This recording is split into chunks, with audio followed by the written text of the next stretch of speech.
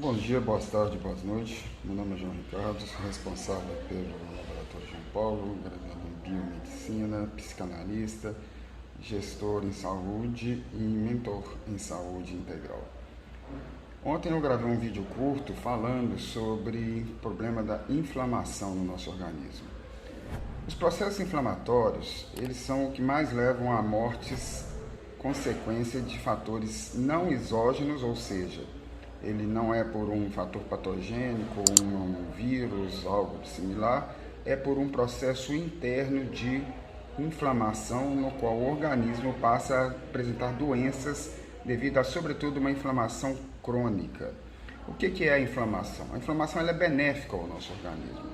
Vamos entender que é preciso da inflamação para a gente viver. Quando você recebe uma picada de um inseto, por exemplo, ou está com algum vírus, uma bactéria, você gera ali um processo inflamatório, que é uma reação do nosso organismo, através da qual os macrófagos vão lá naquele ponto que está precisando gerar inflamação, gera uma retenção de uma vasoconstrição local, uma retenção de uma coagulação, uma retenção de sangue no local, e aí os nossos macrófagos vão até lá e vai fazer matar aquela célula inflamada e aí eliminar o problema. Então ela é fundamental, o processo inflamatório, ele é fundamental para a nossa sobrevivência, mas isso é a inflamação aguda.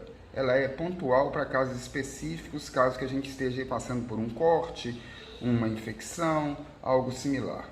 O problema é que a gente está vivendo uma sociedade de inflamação crônica. Nós estamos inflamados em função de estresse. Estresse diz respeito não só à questão mental. Estresse parte também dele, é um estresse mental, mas tudo que tira da nossa homeostase, que é a nossa regulação normal do organismo, é um processo que a gente chama de estresse. Por exemplo, a gente está comendo alimentos muito industrializados, muito inflamatórios.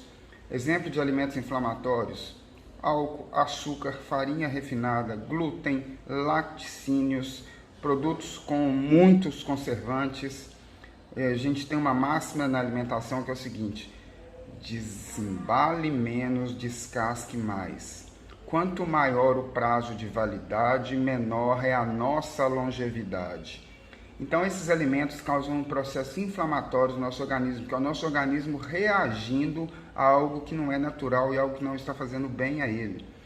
Tem outras situações também inflamatórias: os bifenóis e os folatos, os xenoestrógenos que a gente está consumindo aí através de alimentos também superprocessados, alterados, plásticos que vão ao micro-ondas,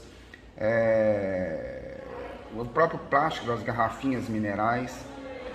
Outro fator, a questão da poluição ambiental, a questão dos metais pesados. E aí um exemplo, a nossa água hoje, ela não é uma água de suma qualidade. Ela é adicionada de cloro, de flúor.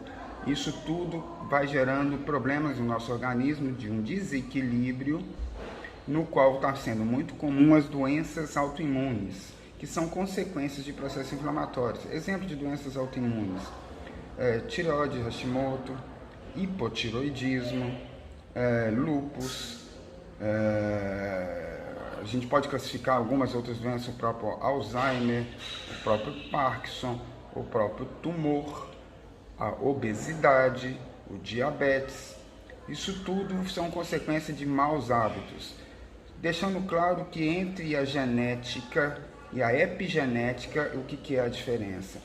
É a manifestação, nós temos a genética, a epigenética é a manifestação dessa nossa genética em função de hábitos. Então não é determinante a nossa genética na grande maioria dos casos de doenças, inclusive da própria diabetes. É a epigenética, é como que a gente está fazendo, é como se você tivesse um revólver que está ali paradinho, que é o nosso DNA. E a gente, com a epigenética, com os nossos hábitos, os nossos costumes, nós estamos acionando esse revólver. Então a grande maioria das doenças é em função de hábitos e maus hábitos, e sobretudo as doenças inflamatórias. O problema é que essas inflamações, elas estão num estado não agudo, como eu mencionei, que é positiva, elas estão num estado crônico e subclínico. Muitas vezes a pessoa nem sabe que tem. Diferente de um corte, que você vê que ali inflamou, ou diferente de quando você adquiriu uma doença pontual, um vírus qualquer.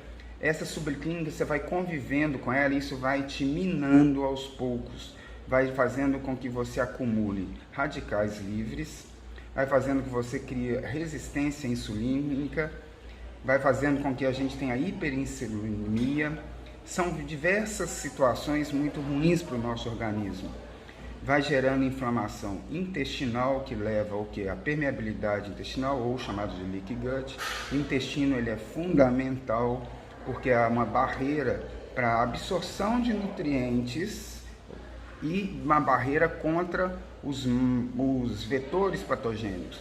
Se a gente está, ou toxinas, se a gente está com um intestino muito permeável, a gente deixa chegar à corrente sanguínea aquilo que é tóxico ao nosso organismo. O intestino ele responde por boa parte, a grande parte, na verdade, do nosso sistema imune. Então a gente está com inflamações subclínicas e crônicas, e isso é muito crítico, e a gente pode ver isso nos números de doenças que têm aumentado, doenças autoimunes e doenças do tipo que eu mencionei, tumores têm aumentado, Alzheimer aumentado, Parkinson aumentado, e diversas outras aí, a própria obesidade. Como que a gente diagnostica então essa situação? A gente tem alguns exames específicos para conseguir avaliar, e aí é importante mencionar que valor de referência de laboratório é apenas uma referência, não deve ser utilizado como determinista para doença ou não. Por exemplo, o PCR é uma proteína que quando a gente está em processo inflamatório, o fígado libera. Proteína C reativa. Essa proteína C reativa ela tem um exame específico que é o ultrassensível, no qual, por referência laboratorial, o valor de referência aceito é até 5. Acima de 5 você identifica que você está com uma inflamação mais grave no organismo. Contudo, o ideal é que ela fique ali entre 1, 1,5 no máximo. Porque se você já está com um PCR ultrassensível acima disso, de 1,5, você está dentro do valor de referência, mas você já está com um quadro, provavelmente, de inflamação crônica no nosso organismo.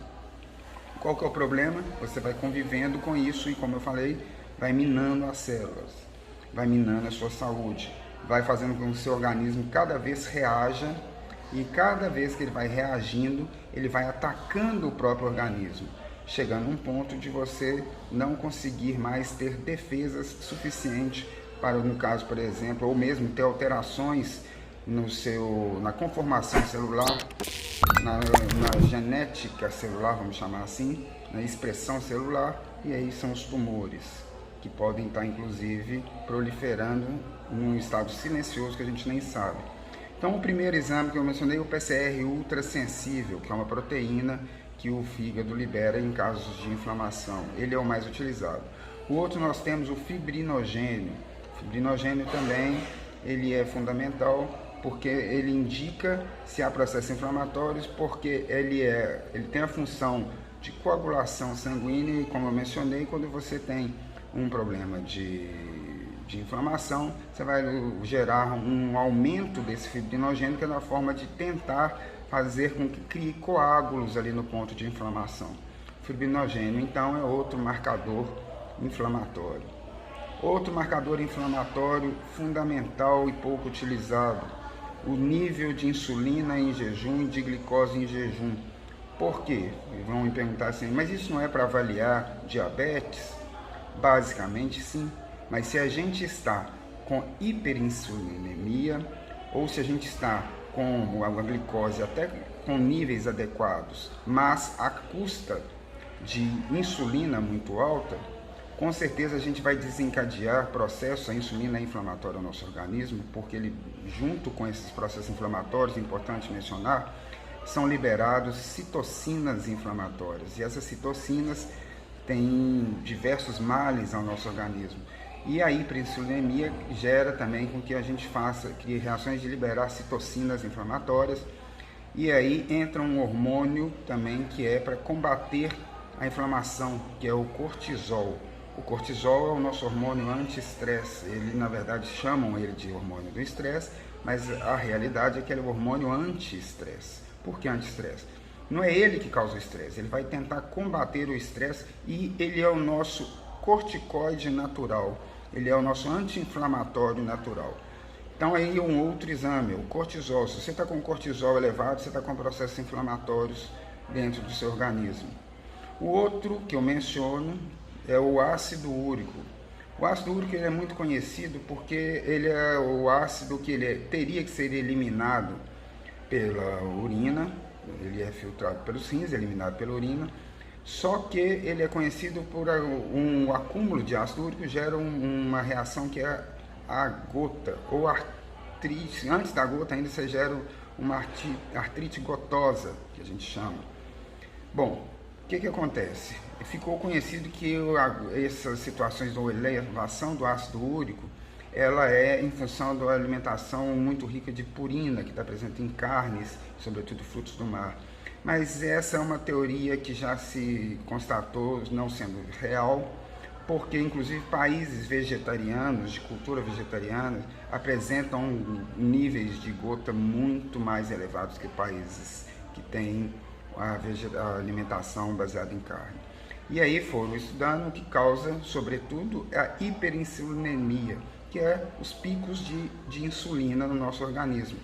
Então ele é outra forma de se medir se a gente está com algum processo, porque o rim, quando a gente tem um ácido úrico elevado, a gente tem dificuldade de eliminar esse ácido úrico, dadas as características dele. Nós temos uma deficiência de uma enzima, vai acumulando uma substância anterior, que é o urato, e aí a gente tem essa dificuldade de eliminar o ácido úrico, e esse acúmulo de ácido úrico é um excelente marcador, tanto de hiperinsulinemia, quanto de processos inflamatórios no nosso organismo.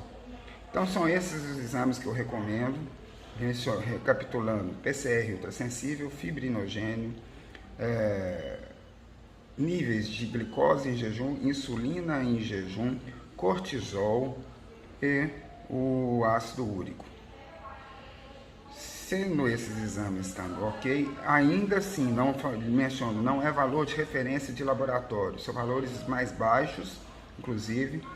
Um bom profissional de saúde da medicina integral pode fazer uma avaliação, mas é importante que a gente tenha consciência que o que gera inflamação é o estresse emocional, o que gera inflamação são os maus hábitos, o sedentarismo, a alimentação rica em carboidratos refinados, açúcares, álcool em excesso, glúten, lácteos, gordura vegetal, soja, são tipos de alimentos. A soja, sem ela e o óleo de soja, por exemplo, são exemplos de alimentos inflamatórios. E a gente tem aí a forma de combater através de alimentos anti-inflamatórios, como a curcumina, a boa saúde intestinal através de uma alimentação rica em fibras, uma boa quantidade de exercício, mas sem exagero, para a gente sair do sedentarismo, que a gente tenha um ambiente de convívio também saudável, evitando o estresse emocional, evitar poluentes, sobretudo metais pesados, alimentos que contêm muitos conservantes, evitar também o consumo de alimentos que sejam aquecidos em plásticos, em micro-ondas, ou mesmo as garrafinhas minerais em plástico. É isso aí, estou à disposição. Se quiser esclarecerem mais, tirarem algumas dúvidas, tem o meu canal aqui no YouTube, curtam, compartilhem. Também estou no Instagram, João Ricardo LJP, e no LinkedIn também como João Ricardo. Obrigado e vamos cuidar da saúde, que é o nosso bem mais precioso.